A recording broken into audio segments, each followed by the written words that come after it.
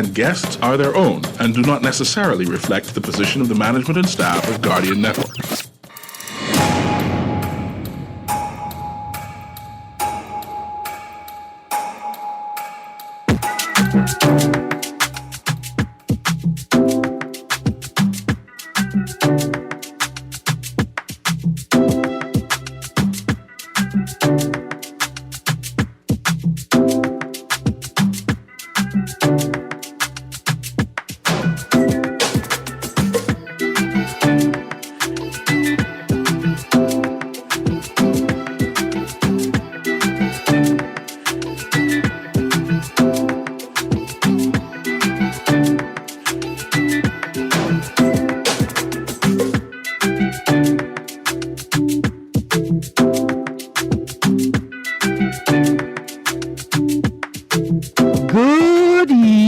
This morning, and welcome back to Guardian Radio 96.9 FM, your station for fresh news, smart talk all day.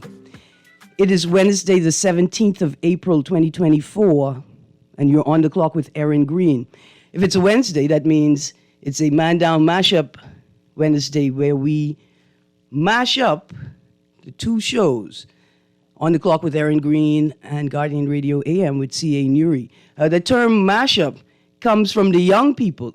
It's from popular culture where two artists would mash up a song to create something new or mash up a genre, two genres to create something new. And that's why we use the term mashup. We use the term man down because often it was C.A. Nuri and Mr. Ian Munnings against Erin Greene, and every once in a while I'd have to put my hand in the air and say, man down, man down. I need some air, I need some air. We miss Mr. Munnings, but hopefully he will join us again soon for the Man Down Mashup session. We're also looking for other co-hosts to join us on that session to broaden the views brought to the discussion. Good morning, Mr. Nuri. Good morning, Miss Greene. How you doing? I kind of vexed. I'm vexed-rated. I noticed you were late. I was about to tell the people because you were late, we was going to do open line until you got here. No, I can tell you what happened, right? Yes, I'm sir. late because I realized someone entered my car. I was going to say burglarized, but burglarized means breaking entry, right? But my car door was open. Hold on, what do you mean? Was it open or was it unlocked? Unlocked. Okay, so I mean it could still be burglary. Yeah, okay. They burglarized my car. Okay. And entered it and gone in my... The device where you put the shades. Yeah. I thought that's the last place someone would look. Right? They put the $40 for the child and say, hey, this for the child lunch money here. Let me put that $40 there. You leave money in your car, sir? It's like a small change. Normally, $40 is small change? small change. And I put it there and say, okay, if I put it into the car, put it into the house, the wife can take it. So I got to be hiding money back and forth. So I say, this could be for the child. So you had to, you had a triage and you had to determine where the greatest risk was. Where is safest. Don't say where it's safest, where the greatest risk was. Yeah, or greatest risk wasn't, right? Right. And I put it there, and I saw in our community group, our WhatsApp group, they said, oh, there's a stranger in the morning and the dogs are barking and he's touching cars, so be aware. So I said, nobody goes to my car. I have an old car, a suspicious, unassuming car. And I went in and I realized my visor's down. I said, hey, who opened up this? Then I remember, didn't you put $40 there yesterday? Now, let me ask you, when did you put the $40 there?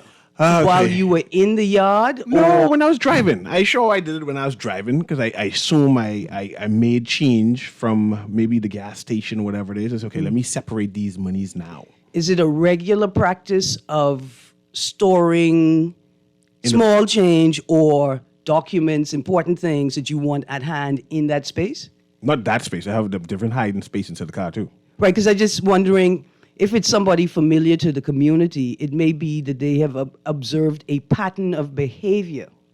Where my car is parked inside my yard, it's not visual from anyone unless they are physically in the yard. Right. And no one was physically in the yard. But like I said, I did it beforehand. So I'm not concerned with the money. I mean, that's $40 I got to give the child still, right? Mm-hmm. I just feel violated.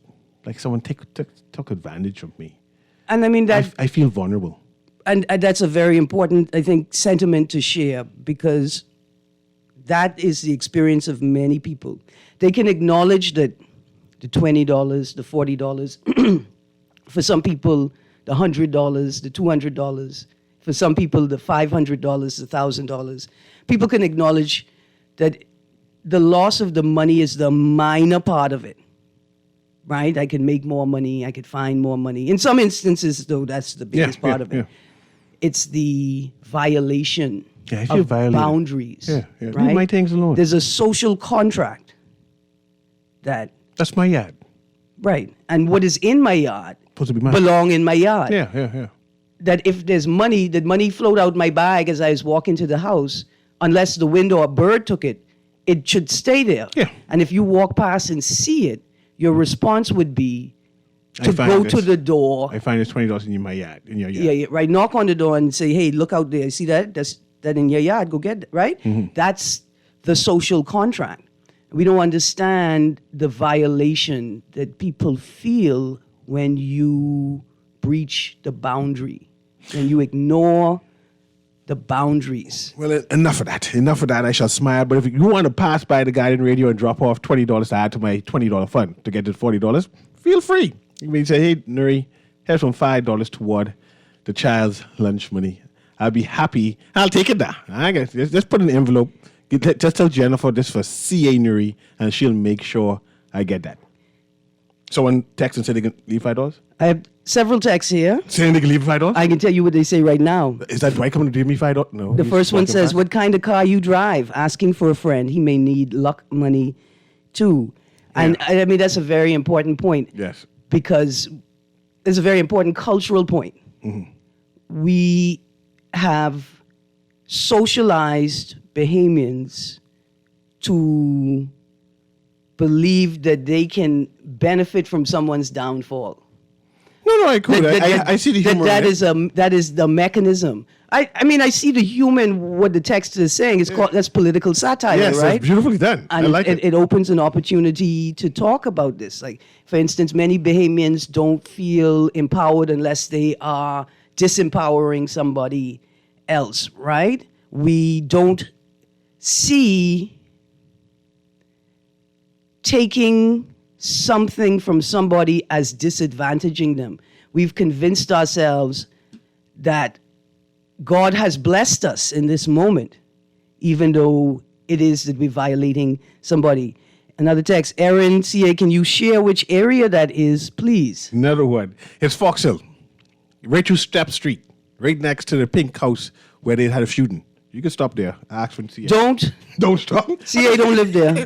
Just say house number 15. First of all, Step Street is a wonderful community. Of course. That's struggling with the tensions, the great tensions of wealth and poverty, right? It sits on the boundary of a very wealthy, what is presumed to be a very wealthy constituency.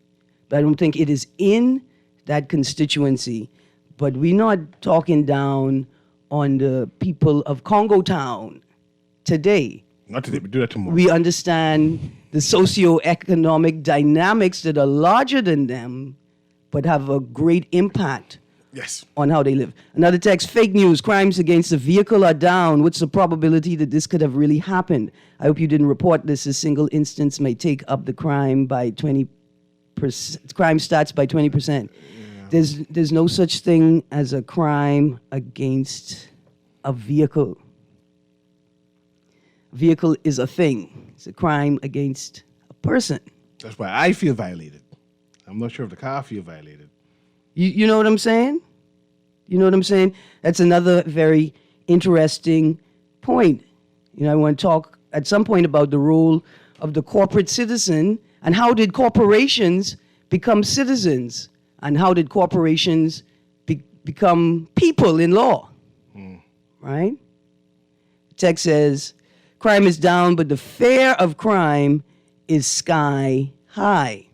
That's is also a very important point. Mr. Nuri, you wanted to talk about the Grand Bahama Port Authority today. Yes, all Grand Bahama today. So those persons who are interested in Grand Bahama Port Authority, what's happening, I believe that before we when I say we, I mean the collective of the Bahamas, approach, decide on where we stand, we need to understand what is the Grand Bahama Port Authority, the history of it, how we came to this particular point. This couldn't happen overnight, right? This had to have happened over a series of time. And mistakes must have been made by our government in terms of policing, in terms of overlooking the Grand Bahama Port Authority. And I need to identify what we as Bahamians, as the Bahamian government, did wrong. What did the Port Authority do right? I see recently that the government has announced an investigative committee. No, that wasn't that. I saw that. No? There's a very interesting story when I go through the lists of stories that I found from 2023 to Monday of this week. I found that story you were referencing, but if you read deeper into the story, that committee was actually composed under a Christie administration. Okay. Absolutely. But I have reference to that in the notes that I gathered today. Yes. So yes, so that's the goal today. It's a bit more maybe an informative, intuitive discussion, not siding with anyone in particular, right? But edification of Bahamians in general. So when the government comes to us and say, we need your support, we can say, yes, we support you, government, and we support you because of this. Or we can say, government, you have a duty of care to us also. And these are, when you are seeking the port to comply, we want you to comply with this simultaneously. So this is what the discussion about. I hope listening audience can appreciate that and that to work with us. Any new information that they can add to the conversation in the vein of accomplishing that would be appreciative. Absolutely. So let me read the list of articles that I found and that we will reference for today's discussion. We start on November the 22nd of last year, this 2023, in the Nassau Tribune. Government ready to step to plate and buy GBPA. The government has been negotiating to acquire the Grand Bahama Port Authority for months, with the Prime Minister yesterday confirming it is, quote, willing to step to the plate, close quotes, and agree a deal itself. Philip Davis Casey, speaking as the cabinet met in Grand Bahama yesterday or the day before, said the government had informed the existing owners of Freeport's quasi-governmental authority, the Haywood and St. George families, that it is prepared to acquire the GBPA and its affiliated assets if no suitable private investor or buyer emerges. Then, January 18th, 2024, government ups heat on GBPA in the Nassau Guardian. The Davis administration has abandoned its bid to acquire the GBPA.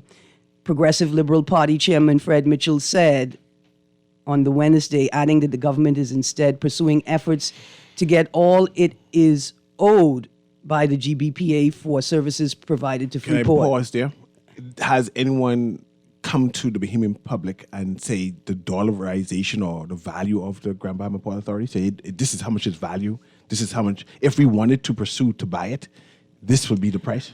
I've not seen those figures, but I do have a story with commentary from an individual who is identified as a senior local attorney who asked a similar question. Right? Because I see there was overtures to suggest that our government was prepared to purchase it. But I'm not sure we have that type of money. So why do the overtures? Was it just for grandstanding? Or we had that type of money to purchase a Grand Bahama Port Authority someplace? Because I think that's it is a question. If it's not $1 billion, it's near $1 billion worth of assets to purchase. It's a question that arose for me as well when I was reading the article, Government Failed to Protect Interests in GBPA, but that's the 10th of April, where I think it is Candia Dame spoke with senior Grand Bahama attorney Maurice Glinton about the matter, right? And he asks similar questions, not necessarily the same, but similar questions. I'd like to interject here. I think, I'm almost certain, Maurice Glinton, attorney, is suing the Grand Bahama Port Authority for breach. and that case is pending. When I say pending, it's coming up any minute now. I think he references that case in the article, right? So if we get to the article, we can reference all of that. And I'm glad that you brought that context in, because it was something, like I knew that there was a case, but it's so important to have full context, right? Like, why is this person speaking on the matter? How is it that they are a stakeholder? What is their interest in the discussion, in the matter? I think that's important for listeners, for readers, to be able to assess or weigh the value of the contributions of that individual. And perhaps the government can join on the case with Maurice Clinton Casey to say, hey, I see you already start this procedure from a long time, and it makes no sense reconstructing the wheel. Let's join and share expense on it. Or maybe that's what's happening now. I'm not sure. But I know there's a case pending that's coming up soon to be judged or tried, or whatever the correct term for that. Actually, you want to let's go to that story Whenever since you're we're ready. talking You're about doing it. the reading. Government failed to protect interests in GBPA. This story is in the Nassau Guardian, 10th of April. While the Davis administration now claims the GBPA owes the public purse $357 million in reimbursements for certain activities and works carried out in Freeport, and is threatening to go to arbitration on the matter, the whole affair exposes the negligence of the government of the Bahamas in failing for decades to protect the interests of Bahamians and its ownership stake in the Port Authority. Senior Grand Bahama attorney Maurice Clinton opined yesterday. So those are the thoughts of senior attorney Maurice Clinton. Quote, if, as I understand it, the government's complaint is that the port owes them money and that they are prepared to go to arbitration on that issue, I would be inclined to see the matter quite differently, Clinton said. Quote, I suspect it goes back to a case that I'm doing now, in preparation for which I shared with the Prime Minister basically some positions with respect to the Hawksbill Creek Agreement, and how since 1968, when the government acquired 7.5% in the Port Authority, that it was the government that fell down on its duty. And that duty was simply this. Yes, there was an obligation on the Port Authority to account for the financial status of that investment, as indeed the entire investment. But it was also the government's duty, and in particular, the duty of the Minister of Finance, every year or periodically, to lay before Parliament the status of the investment, this being basically a national asset. Because one of the things we don't do in this country, and haven't done, unlike many other countries, is that periodically we need to know what is the national wealth. Full stop, close quotation. Clinton told the Nassau Guardian, quote, what I suspect is going on is there's an attempt here to essentially force the current principles out. And you don't have to do that publicly. They, the government, should make their wishes known very secretly, very privately, but very firmly. But this is what happens when you have a government without credibility. Full stop, close quotes. That was Mr. Maurice Clinton speaking. There's a lot in there. There is a lot in there. I'm tempted to say, stick a pin in it, right? But no, we need to continue. Even though we want to do commentary now, I just say underlying that and just come back to it and do commentary then. But to make the point that the questions that you raise have been, similar questions have been iterated in the media. And I appreciate Maurice Clinton, because we do share similar concerns. And this needs to be a national concern where the Bahamian people challenge our government. You have a duty of care. And why, we've voiced this before, where I said, why is this row so public? Why is this jockeying so public and loud? This is untoward of our government, right? This is from Banana Republics. It's loud and going back and forth. I don't like that. I don't like that term, Banana Republics. Yeah, that's what Banana Republic does. I'm hoping the Bahamas is not a banana. Is that what banana republics do? Yeah, they fight back and forth. Banana republics do whatever the people who told them they could only sell bananas can do. They sell peaches too. Anyway, there is another article on the list to read from. Okay, that's finished with? Well, let me close out the article, and it's just Yeah.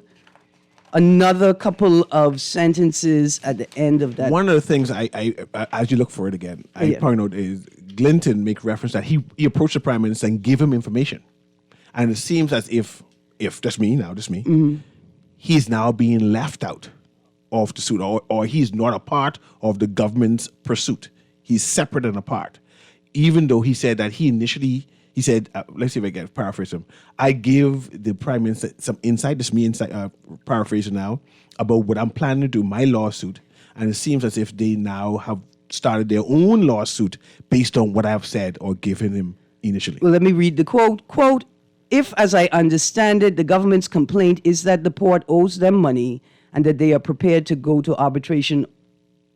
Okay, I would see that issue quite differently. He goes on to say, I suspect it goes back to a case that I'm doing now in preparation for which I shared with the Prime Minister basically some positions with respect to the Hawksbill Creek Agreement.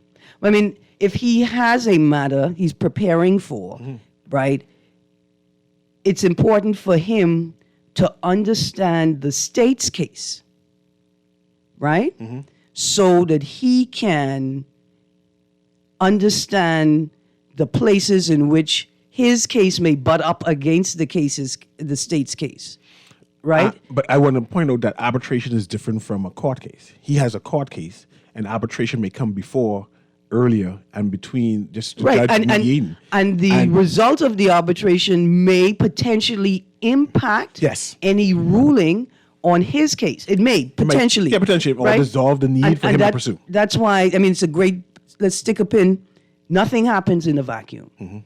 All of these things, that's why we have to have systems that are functional, that are transparent, so that people in the environment can understand what else is happening in the environment and how it may impact them. And also in their own work, they can determine how what they are doing may impact other people in the environment and thus the entire environment. So let me read the last part of the article. Government failed to protect interest in GBPA, Nassau Guardian, 10th of April, with commentary from senior Grand Bahama attorney Maurice Glinton. In making its claim on the $357 million, the government pointed to Section 1, subsection 5 of the Hawksbill Creek Agreement, which specifies that costs borne by the government for certain activities and services provided are to be reimbursed by the GBPA for amounts in excess of customs duties and emergency taxes collected. But Clinton suspects there's something else at play. Quote, you've got some people who would want to get their own private interests operating in Freeport under the guise of bringing in new people, close quotes, he charged. You can find that article online or in the 10th of April Nassau Guardian, government failed to protect interests in GBPA. Now, this article and Clinton's commentary in particular is worthy of interrogation, because when I read this, quote, yes, there was an obligation on the Port Authority to account for the financial status of that investment, as indeed the entire investment, but it was also the government's duty, and in particular the duty of the Minister of Finance every year or periodically to lay before Parliament the status of the investment, this being basically a national asset. I just want to stick a pin there. It's not a full stop, but we stop there. I am concerned that Clinton may be suggesting, or it is that I am inferring from his words, that he is suggesting that, well, the government never gave them a bill, so what do you expect them to pay? I do agree. And this is like, But should a responsible corporate citizen or corporate party No, we could talk about business. Hold on. Understanding that there is a bill outstanding, that I expect a communication from the state as to what is owed by us, if anything. Do I not have a duty? And I'm talking now ethical, right? I'm talking an ethical professional duty to demand that the state follow that procedure.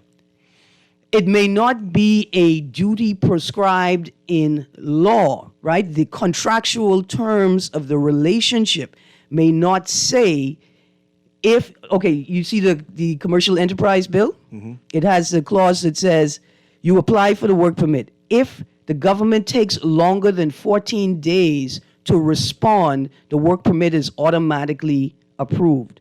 Like a clause like that would say if the government does not send the bill within the 30 days required by law, then the bill is null and void. So I'm saying that there may not be a statutory or contractual duty to demand that the government present the invoice to be paid, but is there not a professional or an ethical duty to say, you need to determine whether we owe you money or not? And you adding to the story. And I appreciate what you're saying, and that's just for edification and posturing. And let's put that aside, the posturing, and say what they should have done or the principle or not. And add, if you and I are driving in my car, mm-hmm. I usually fill the tank, right? Mm-hmm. But as I was driving, you said, let me put $10 in your tank. Mm-hmm. I didn't ask you to, right? Same thing with in terms of the Port Authority, its responsibilities. You decided to pay for utilities or whatever it is, whatever bill, right? Without communicating whether this is a loan or whatever it is. After once, twice, 3 times of you stopping me, no, you're going to put $10 in your car because I'm driving in it. We're partners in general. I can assume that, okay, you are paying this. So just assuming that you are paying this one, right? Because you didn't ask me back for the money. Say, Nuri, I put $10 in your car, and I put it inside the 40 times. I thought you was going to pay me back. But as time goes on, and you continually put the 10, the 20, the $30 right. in so my car. There's a difference between the expectation that I will continue to put the $10 in every time I get in the car, and the expectation that I would have that anytime I put $10 in, I can expect you to pay the $10 back. But that's what I'm saying, is because I think you started off with the former, the suggestion that I've been putting the $10 in the car without you asking. Yeah, and I see you. And then one day I come in and I don't put the $10 in the car. No. Right, but that's how you started. I'm saying that one day you come and ask for the money. All of the money is back from the $10. But that is a relationship that's not governed by a contractual agreement. Here, yes. So let's hold that point, mm-hmm. and let's go through a bio, basically, of what the Port Authority is. Yes, and that's important. And I'm just saying that. This point. There are times when you assume a role, like you clean up a person's yard, or you're doing a service, and after or like when you have an entryway or freeway for easement. Right. I've been continuously public access to the beach. Unobstructed. It's open for 364 days a year, and for the owner to maintain his ownership of that private piece of land, he closes it one day a year on January 1st. And let's say you did not close it going on 3, 4, 5 years. Right. Now I assume that, no, this is a regular thoroughfare. I assume, by the example that Maurice Clinton give, that over the years, 1 year, 10 years, 15 years, 20 years of not charging the port at all, to remind them that I've been doing this, one would naturally assume, hey, this is a symbiotic relationship. You all sometimes do this, and I'm sometimes doing this, despite the contract, because you already acknowledge the contract.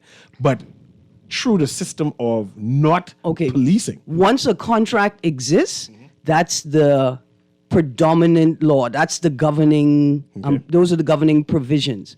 That the contract has not been enforced over a matter of time does not negate the terms of the contract unless there is a clause in the contract that says if you don't send a bill for 5 years straight, then the bill is null and void. There has to be a clause. The point is, these things are governed by terms. I mean, with the example that you use, right? Watch this.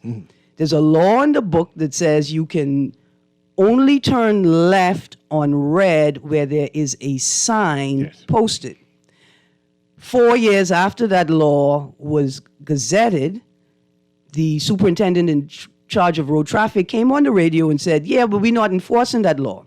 But what drivers must understand is once that law exists on the books, it can be enforced by any officer at any time because convention or practice, cultural practice, does not trump the law itself. So the driver who has watched 100 drivers turn left on red, maybe even in the presence of officers, and none of those drivers got ticketed, they cannot go before the magistrate and say, well, Your Honor, I watch 100 people do it, and I watch the police not enforce it, so it must be okay for me to do it.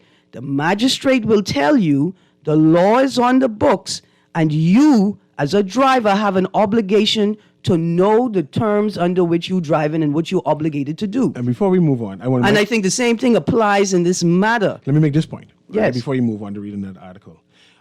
In the hotel, right, unions have contracts. Right. As in terms of job descriptions for their employees.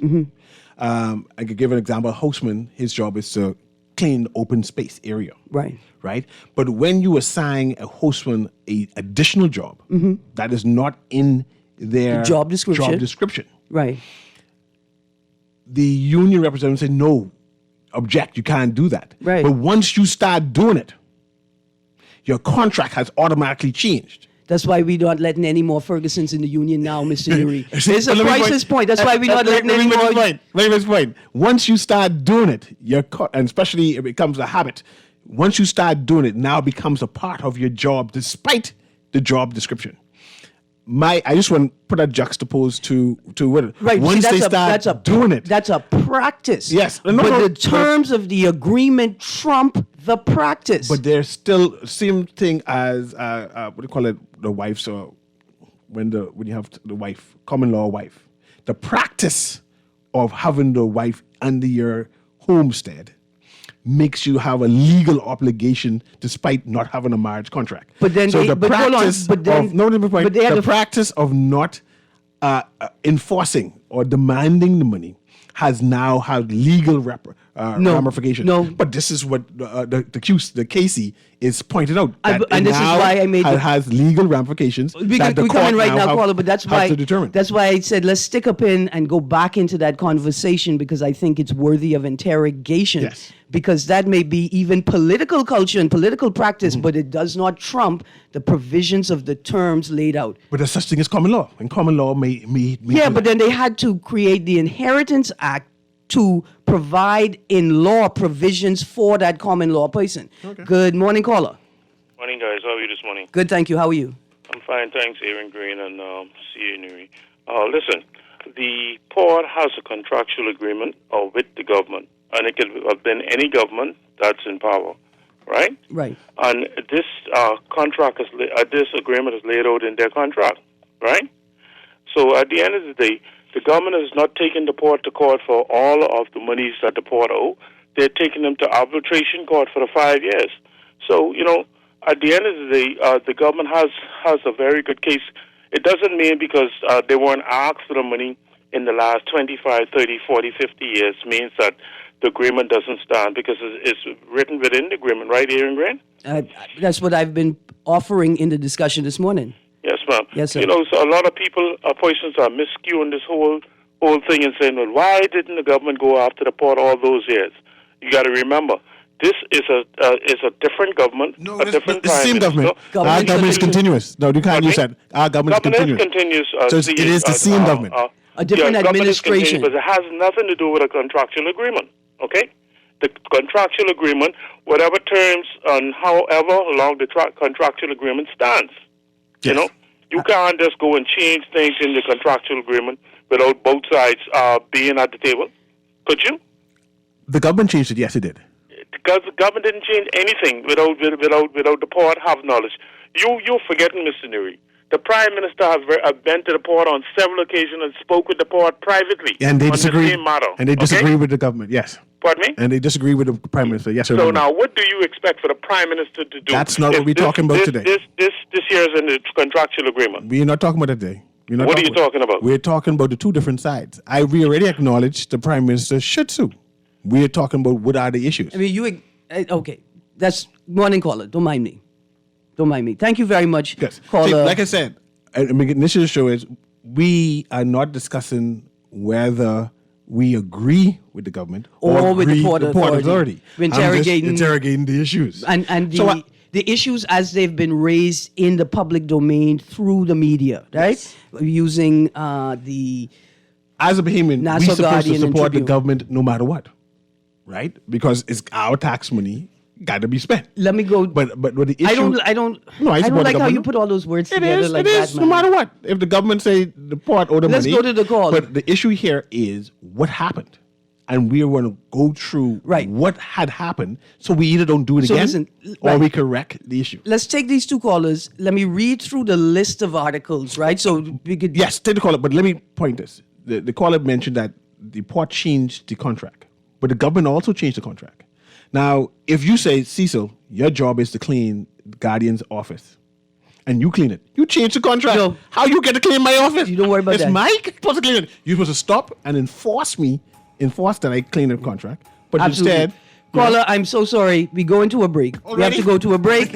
You hold the line. Please, caller, hold the line. We get back from the break. We'll go straight to you guys, send the text. Then the history of the creation of the Grand Bahama, who important. founded it, and why. This is important for the conversation. You're on the clock with Erin Greene on this Man Down Mashup Wednesday with Guardian Radio AM. We'll be right back. Girl, you see how Cora eye look funny, all black up yesterday? But she say she bump into a wall when she's running after the churn them. Yeah, but last Saturday you see her arm was all black and blue, right? So what you saying? You think something wrong between her and Jack? I ain't sure, but you know Jack is a jealous man. I hear him and Cora last Friday. I hear him say he hear Cora have eyes for Junior. Now you know that ain't true. Cora is a good woman, does mind her business, take care of them churn, and go to church every Sunday. So what you think we should do? I think we should report Jack, you know. Cora don't say nothing, but silence hides violence, and we don't want to line up in the cemetery. Not me. I ain't getting in nobody business. Then Jack come after me, and I land up next to Cora. No, man, we could call a text Crime Stopper. And remember, we can even get some grocery money for our tip. Remind me again, how does this work? We can call them in Miami at 328-TIPS or 328-8477. Or when we in the island, call toll-free at 300-TIPS or 300-8477. And if you don't have no minutes, use the Crack Crime Bahamas app and we could text them. And the messages get all mixed up before it leave your phone so nobody can know what you saying. So what we waiting on then? Let's go earn some grocery money. Bring your family, bring your friends, bring your gal. Come witness history in the making at the 2024 World Athletic Relays Chase the Sun, Paradise to Paris, happening here in Nassau, Bahamas. Hundreds of the best runners from more than 40 countries will compete for their place in the 2024 Paris Olympics, May 4th and 5th at the Thomas A. Robinson National Stadium. Get your tickets early at worldrelaysbahamas24.org or at the Andre Rogers Baseball Stadium box office. Love the show? Want to give your support? Become a sponsor today. Call 302-2300 for our rates and packages. That's 302-2300. Become a sponsor on Guardian Radio 96.9 FM. Fresh news, smart talk, all day.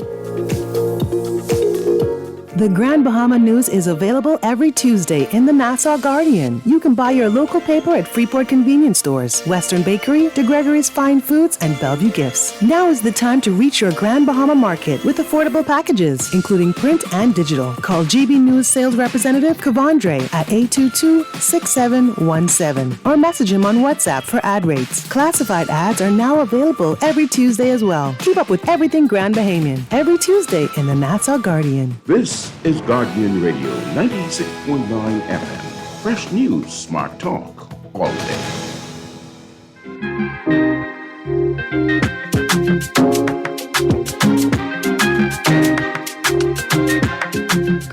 morning. Welcome back to On the Clock with Erin, Greene, caller. I promised we'd come straight to you. Good morning, caller.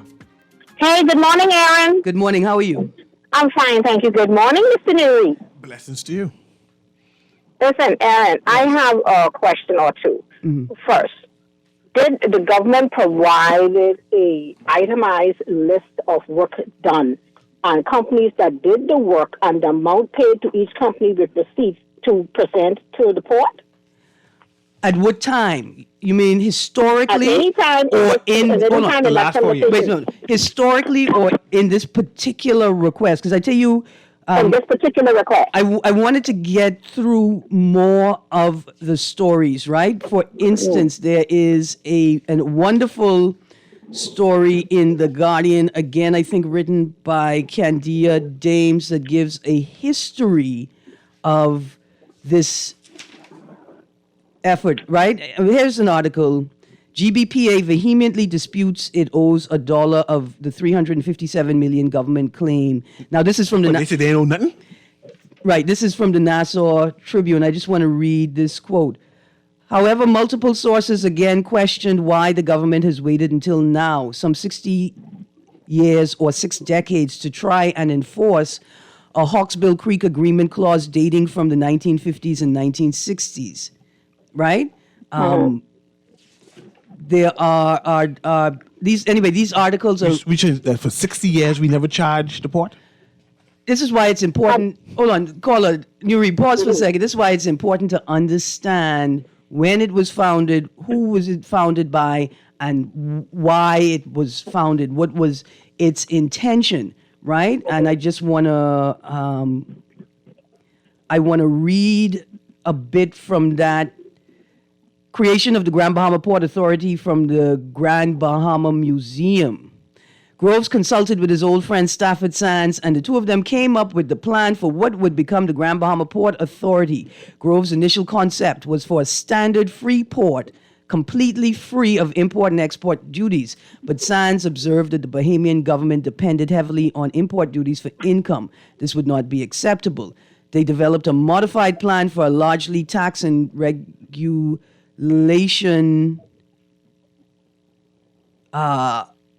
free zone. Forgive me.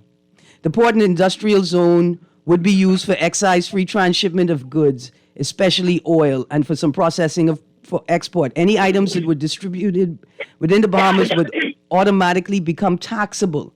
They initiated talks with the Bahamian government in 1953, which led to the drafting and signing of the Hawksbill Creek Agreement on the 4th of August, 1955. The Hawksbill Creek Agreement, this is from Wikipedia, named in honor of the Hawksbill Sea Turtle, signed in 1955, established a city and free trade zone on Grand Bahama Island with an aim of spurring economic development. The Grand Bahama Port Authority was created to develop and administer the land and thus the city of Freeport. I want to find a segment. I want to give me a moment to find. Let's conclude with the caller. Right, that's what I'm saying. Go ahead, caller. What's your commentary? Okay, I heard all about it, and I've heard that before, but I'm asking for now that they requesting this money 5 years back. Is there an itemized list of work done and names of companies that did the work? Okay, to yes. show my thing is, I tend to believe what I know. I don't know much about the Hospital Creek Agreement and those persons, but I tend to take their word. I'm so sorry to say. But let me interject, caller. No, interject, caller. They tend to be not trustworthy. No, caller. So I want to see I the gotta list stop of you. items. Look, I gotta pause you. No, caller. Our job as Bahamians is to side with the government. I ain't let nobody go and have no treasonous talk and say they side with foreign entities. Did you tell Mr. Mitchell that when he said he ain't even interested in the idea? Listen, Erin, sign me up for treason then. No, you're a good woman. So sorry. You're a good woman. I can't have signing you up for treason. Thank you, caller. Thank you very much. Good morning, caller. Yes, good morning, Erin. Morning. Good morning, Mr. Newey. Good morning. The issue that is being discussed is similar to what came up on Friday when 52 asked what was an agreement. And I called in afterwards and said that, do you all know what is an indenture? Tell us Right? tell us what an indenture is right now. Okay. an indenture is a legal agreement, a legal contract, or a legal document. If it is not legal, that makes the document or the act of making up the document a nullity. It is no good. That's like saying the document is. You're familiar with the term void ab initio? We are now. Tell us exactly what it means. Okay, void ab initio means in Latin, in law, from the time the signatures go on that document, from the beginning. Ab initio means from the beginning, from the start. So if a document is signed between two parties and the law does not permit it, that means it's void ab initio from the time it was signed. Okay. Under the International Persons Land Holdings Act, a foreign person who does not get an approval from the investment board and asks any landowner to sign an agreement or a transaction to lease land or to acquire an interest in land or to purchase the land, and they didn't get the investment board approval prior to signing that agreement, mean that that agreement is void ab initio. Thank you very much. And to add more, there's a case called Woods, which is Capital Insurance. Let's bring it home, though. Let's bring it home to Grand Bahama, because you lost in me. No, don't be lost. The thing is, if a document is legal, don't see that. Then you have to remember these things. Okay. There's a statute of limitation, right?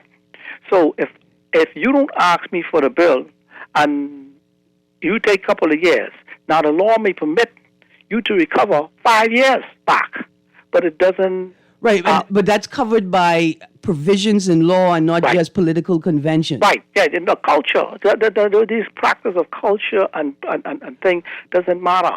You have to look at the contract according to what is on paper, because under Woods versus Capital Insurance out of the UK system, that was around in 2009, I think it was, when the law, and there's other older cases. You cannot import any word into a contract, and you cannot take out any word out of the contract. You have to stick to what, and the law sticks to the contract as to what the contract says. Thank you very much, I caller. appreciate that, caller. Let's go to the next caller there. Go ahead, Wally. Go ahead, caller. Good afternoon, morning, CA and Erin. Morning. I see what the government is doing. They are carrying out the contract. Company in no government in 70 years never issue a bill. So that's so they can't do nothing. That's money gone.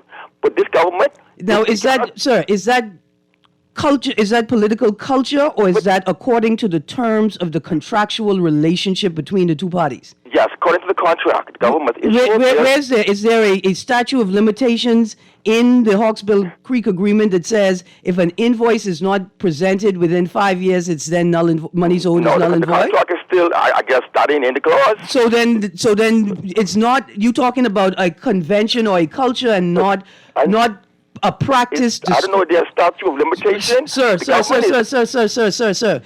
I'm asking you a question.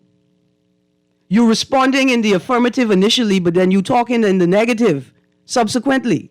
Let's not do that. It's a heavy, wordy, conceptual conversation we having now. Let's be tight. Let me ask you a question, Erin. We now appreciate the fact that it's been 60-odd years, no bill has been presented. And that's just for argument's sake. I'm not saying that's accurate, but let's say for 60-odd years, no bill has been presented. There's a dispute whether that cause... No, I'm setting up a scenario. I want you to respond to the end of the scenario. And there's a dispute on whether that negates the responsibility or cancels the contract despite. Now, this is my issue. The Hawksbill Creek Agreement ended some years ago, right? And the new government, or the continuous government, came and said, hey, all what was happening before, I am in agreement with, means the non-payment and all that. I want to extend it. The same way how No, that's not it. Don't stop. They extended it. Stop throwing words into the contract that did not exist when the contract was signed. Stop doing that. So you're trying to say... you have to have the conversation in the terms of the subject we're talking about. My average is 60 years of not collecting it. Unless we assume, we can only assume that they wanted to continue exactly how it was before. Unless there's a contract which is not being enforced. Unless there's a statute of limitations clause or a clause that describes that, then no. You see, look at the time, Mr. Nuri. Go ahead. Their text says, I have your text. We're going to read them into the next hour. We're going to start with that. We're going to continue with a description of what the expectations are from the Port Authority and the government. When we read the article, more clarity needed on GBPA dispute. More clarity needed on GBPA dispute. That's from the Nassau Guardian. You guys stay tuned. You're on the clock. We're on the clock. You can hear it by the music. We'll be right back.